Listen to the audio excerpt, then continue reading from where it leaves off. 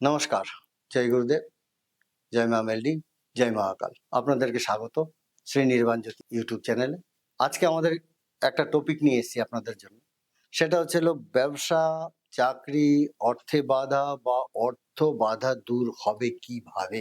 তো এগুলো দেখুন অনেক কিছু আছে অর্থ বাধা দূর করার জন্য। প্রথমত আমাকে দেখতে হবে কি লক্ষ্মীর কৃপা। তারপরে ধরুন যে ব্যবসার উন্নতি হচ্ছে না, ব্যবসার উন্নতি হচ্ছে না মানে কাজ কোনো ব্যবসা বাণিজ্য হচ্ছে, দোকান হলে সেল হচ্ছে, কাজকর্ম যেরকম সেরকমই হচ্ছে, কিন্তু কোনো প্রোগ্রেস হচ্ছে না, যেরকম হওয়া দরকার সেরকম হচ্ছে না। তো এইগুলোর পিছনে কোনো বাধা আছে। তো চাকরি করছে, চাকরিতে অসফলতা, আজকে একটা চাকরিতে জয়েন করেছে, 2-4 মাস পরে ছেড়ে দিচ্ছে, আবার আরেকটা চাকরিতে যাচ্ছে, আবার সেখানেও তাই, সেটার জন্য আবার 2-3 মাস ওয়েট করে আবার করতে হচ্ছে। তো অর্থের যে বাধাগুলো, সে বাধাগুলো কিন্তু আমাদের উম, পরপর রয়েই যাচ্ছে, কিন্তু এটা মুক্তির উপায় করতে হয়।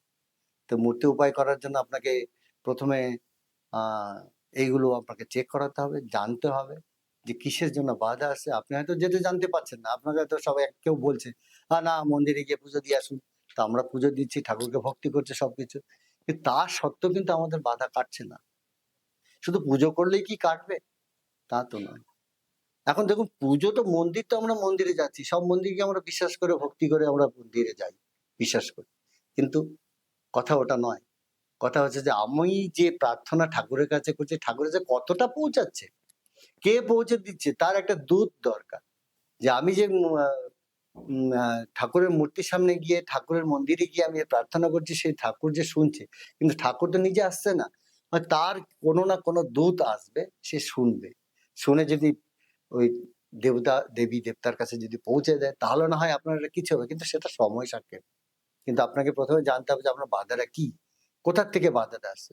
সেই বাধা জানার জন্য আপনাকে সে স্ক্যান করাতে হবে, প্রথমে স্ক্যান করাতে হবে, স্ক্যান করে জানতে হবে কি বাধা কোথার থেকে হচ্ছে। কোনো শত্রু বাধা, বা কোনো হয়তো অশুভ লক্ষ্মী আপনার উপরে বাস করছে, টাকা পয়সা পাচ্ছেন সে নিয়ে চলে যাচ্ছে, বা কোনো কারণবশত আপনি ভালো টাকা পেয়েছেন, প্ল্যান করেছেন যে একটা গাড়ি কিনবেন বা একটা বাড়ি করবেন, বা বাড়িটা রিমোডেশন করবেন, কিছু করবেন, তো টাকাটা জমা করছে, হ্যাঁ টাকাটা ওই এলআইসির ইন্স্যুরেন্সের টাকাটা পাবো, বা হয়তো একটা কেউ লোনে টাকা নিয়েছিল, বা কাউকে দিয়েছিলাম, সে আমাকে টাকাটা ঘুরিয়ে দিল, কিন্তু দেখবেন সেই টাকাটা আপনার কাছে এলো, ঠিক টিকলো না। কেন? আপনার যে বাধা শক্তি কোথার থেকে বাধা একটা বন্ধন হয়ে আছে আপনার শরীরের উপরে, সেই বন্ধনটাকে আপনাকে কাটাতে হবে। সে বন্ধন কাটানোর জন্য কিন্তু কোথায় কি বন্ধন, কোথার থেকে কি লেগেছে, কিসের শক্তি, কিসের তন্ত্র, কিসের মন্ত্র, কিছুর তো আমার জানা নেই। সে জানতে হলে তো আপনাকে আমার কাছে আসতে হবে, বা অন্য কারো গুণীন লোকের কাছে যেতে হবে, গিয়ে তা আপনি প্রশ্ন করুন তাকে, সে আপনাকে বলে দিবে। তো সেই জিনিসটা আমিও করছি।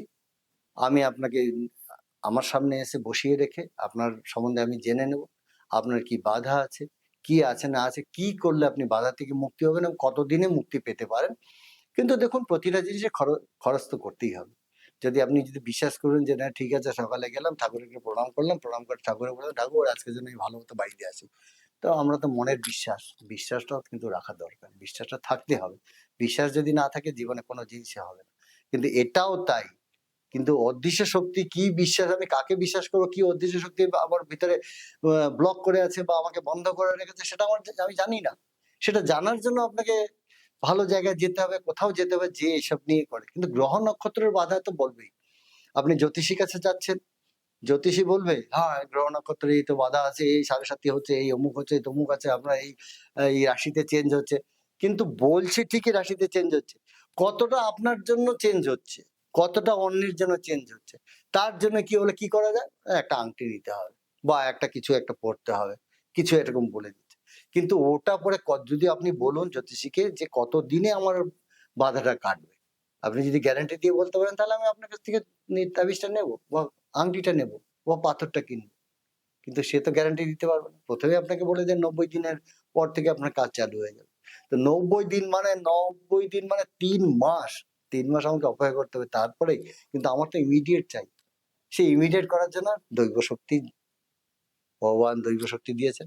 সেই দৈব শক্তির কাছে আমি মাথা নত করবো। দৈব শক্তিকে আমি বলবো যে এই লোক এসছে আমার কাছে, তার নাম এই, তার মার নাম এই। এই দুটোই লাগবে আমার কাছে, আর কিছু চাই না। কোথায় থাকেন, কি করছেন না করছেন আমার জানার দরকার নেই। নিজের নাম, মার নাম দেবেন। আমি স্ক্যানিং করব। আমার দৈব শক্তিকে, ভগবানকে ডাকবো। ডেকে আপনার উত্তরটা নেব। আপনার কোন শক্তি কাজ করছে, কোন শক্তি কাজ করছে না, বা কিসের জন্য আপনার বাধা বা আ আ আপনার যে প্রবলেম গুলো আসছে বা যেগুলো যেটা করতে চাইছেন সেটা আটকে যাচ্ছে, কেন আটকাচ্ছে সেইগুলো নিয়ে একটু বিবেচনা করে বসে শক্তির সাথে কথা বলে শক্তির সাথে উত্তরটা নিয়ে আপনাকে জানাবো। এটা তো হলো ফার্স্ট পার্ট। সেকেন্ড পার্ট কি হবে? সে তো বলেই দিল এই প্রবলেম আছে, এই বাধা আছে। আর সেই বাধাটাকে কাটানোর জন্য কি করব? সেটাকে আমাকে তো গুনতে হবে। সেই আমি দানা গুনিয়ে দিয়ে, হ্যাঁ? গিয়ে আপনাকে ওইটাকে দেখে নেব। তারপরে আপনাকে আমি দেখে বলব যে হ্যাঁ, ওটাকে কাটানোর জন্য এই বুদ্ধি আছে, এটা আছে। তো এই জিনিসটা আপনাকে করতে হবে। সেটা হয়তো মিনিমাম একটা খরচা, ছোট একটা খরচের মধ্যে হয়ে যেতে পারে, একটু বড়ও হতে পারে। সেটা ডিপেন্ড করে কতটা আপনার প্রবলেম হয়েছে, কতটা কি বাধা আছে, কতটা কি তন্ত্রমন্ত্র হয়ে আছে, কোথাও কেউ কিছু করে দিয়েছে নাকি, ভালো ব্যবসা চলছিল, হঠাৎ করে বন্ধ, কাজকর্ম নেই, কাস্টমার আসছে না, বা নতুন কোনো যেখানেই আমি টেন্ডার দিচ্ছি, যেখানে কিছু করছি কিন্তু সেখানে কাজ হচ্ছে না। সব কিন্তু বাধা, অদৃশ্য শক্তি বা বাধা, অর্থ বাধা, সব কিন্তু অর্থ। কিন্তু অদৃশ্য যে শক্তিটা, সেই শক্তিটাকে কাটাতে হবে। কিন্তু কাটানোর জন্য আমাকে আপনার উপরে দেখতে হবে, স্ক্যান করে দেখে পর্চা বানিয়ে আপনার যে সিস্টেমটা আছে সেই সিস্টেমটার উপরে ঠাকুরের সাথে কথা বলে, ঠাকুরের সাথে গণনা করে নিয়ে, ঠাকুরের আশীর্বাদ নিয়ে সেই জিনিসটা কি করে কাটানো হয় সেটাকে আপনাকে বলে দেব। তার জন্য আপনাকে আসতে হবে। না এলে তো আমি কিছু করতে পারবো না, কারণ আপনার ব্যাপার। অনেকে ভাবছে তো ঠিক আছে, উনি বলে দেবেন তাহলে ঠিক আছে, হয়ে গেল, আর তো কিছু না, একবারই তো তা নয়। আপনার একবারই আসবেন বা দুবার আসবেন, আপনার ভালো লাগলে আপনি আসবেন, যদি আপনার কাজ হয় তাহলেই আসবেন। কিন্তু প্রথমে তো জানতে হবে আমার কোথায় দোষ আছে বা কোথায় আমার আটকে রয়েছে। সেইগুলো জানার জন্য আপনাদেরকে আমার নির্বাণ দরবারে নিমন্ত্রণ আছে। নির্বাণ দরবারে আপনি আসতে পারেন। এসে বসবেন, বলবেন, আমার সাথে ফোন নাম্বার আছে, ওখানে ফোন নাম্বার দেওয়া আছে। ফোন নাম্বারে কন্ট্যাক্ট করবেন। আপনি আসবেন, আপনার দেখবো আমি, বিবেচনা করে দেখবো, ঠাকুরের কাছে আশীর্বাদ নিয়ে দেখবো, যাতে আপনার বাধা কেটে যায় আর তাড়াতাড়ি আপনি যা আপনার মনোবাসনা আছে সে পূর্ণ করতে পারেন। আজকে এইটুকু বলে শেষ করছি। পরবর্তীতে আরো ভালো কিছু টপিক নিয়ে আসবো। ততদিনের জন্য অপেক্ষা করুন। আর জয় মা লিখুন। ধন্যবাদ।